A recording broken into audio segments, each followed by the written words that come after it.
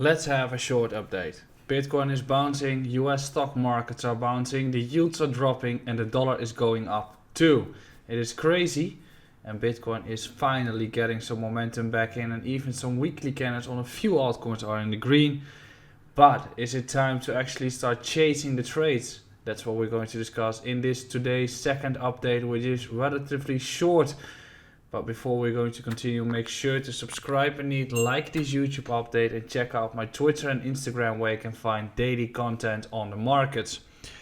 When we're looking at the markets, we can see that some altcoins have been bouncing between 50 to even 100% today. We've been seeing Bitcoin going up as the US indices are also going up. Does that mean that the bottom is actually in? No. Does it mean that you should be chasing the trades at this point? Also no. Because there's still so many uncertainties about the direction of the market. Yes, it's a good bounce, and finally we're getting some slight bounces back up, which we've not been witnessing. But there will always be some sort of retest or higher low being traded, and there will also be rejections on previous support levels becoming resistance, because people are simply too feared at this point to keep their positions, and they want to start selling their positions out of that fear to get out of the markets. That's simply the nature of the markets right now. Through that, you're better off by just staying calm. If you're an investor, these are the times that you want to start building your investment. That's what we're going to discuss tomorrow in the short update as well. If you're a trader, you're basically looking at all the important levels where you can start longing and shorting. And the volatility will just remain high at this stage, in which we can expect the markets to drop 10 to 20% on a day, but also bounce 10 to 20% on a day, and altcoins even more. So right now we can see that bounce, and I can see already that the sentiment is switching, which people are chasing the longs and looking for longs at this point after the actual bounce occurred. That is flip-flopping bias, and that will be continuing to happen in the coming period as well, in which the result will be that you become poor, or at least poorer, by just having that trading mentality. But what should you be looking at when you want to trade Bitcoin or altcoins at this point? That's what we discuss next.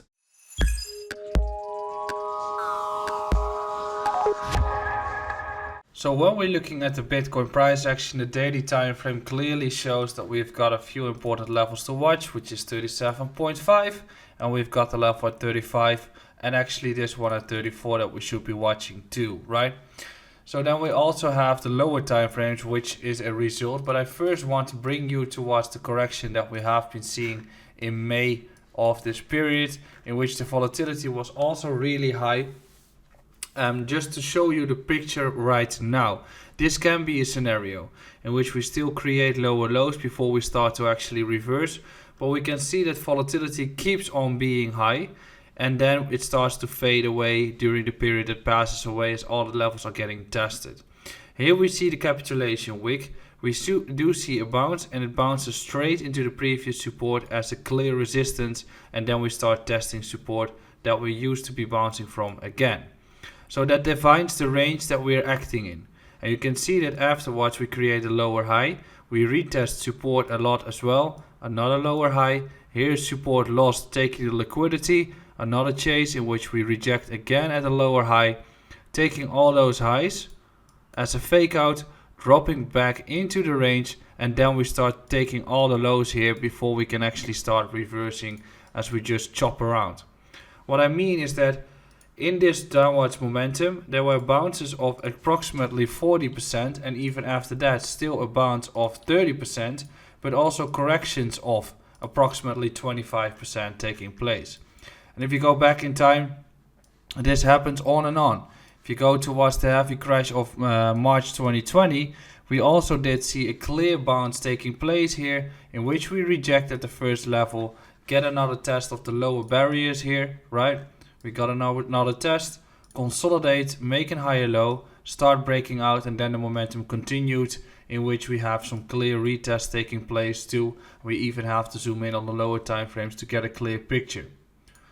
So if we're looking at all those structures at this stage, we can clearly see that it will take some time before we start reversing. This is the collapse in September, or the heavy correction, bounce towards the first level, sideways action, and then the pressure before we started to break up, another retest here resulting into corrections, etc.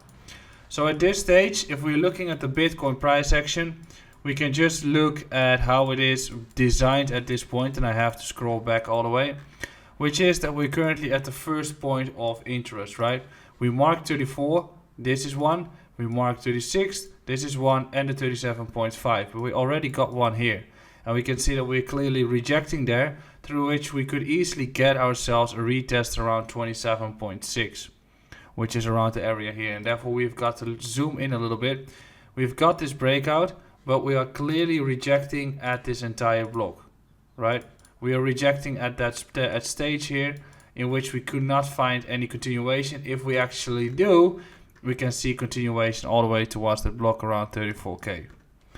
However, at this stage we reject here, and then we've got this breakout. If we lose the level at 29k, which most likely could be happening, 29.6, if we lose that level, then you're going to see another continuation south, and then I'm chasing 27 to 27.6 as a potential higher low confirmation, and then we could be chasing 34 too. Because this is the first level of importance, is that if that doesn't break, or if we can't hold 29.6, we're going to drop down even more. If we hold 29.6, get another test, I'm assuming we continue further upwards. But that is the structure that you're probably going to get when it comes to bottoming out. It will take time. Yes, we got this bull diff here. We still want to make another higher low, and then we can start 34k target here. But overall, I think that if we got towards 34k or even 37.5, it is a territory that you want to start looking for short, as probably such a period will be made until we start breaking out again, and then we start running towards a new all-time high. So this is the optimal period to accumulate your positions, to build, to trade, to learn, to evaluate, and to not do stupid shit. Subscribe beneath, and I'll see you again tomorrow. Have a good day.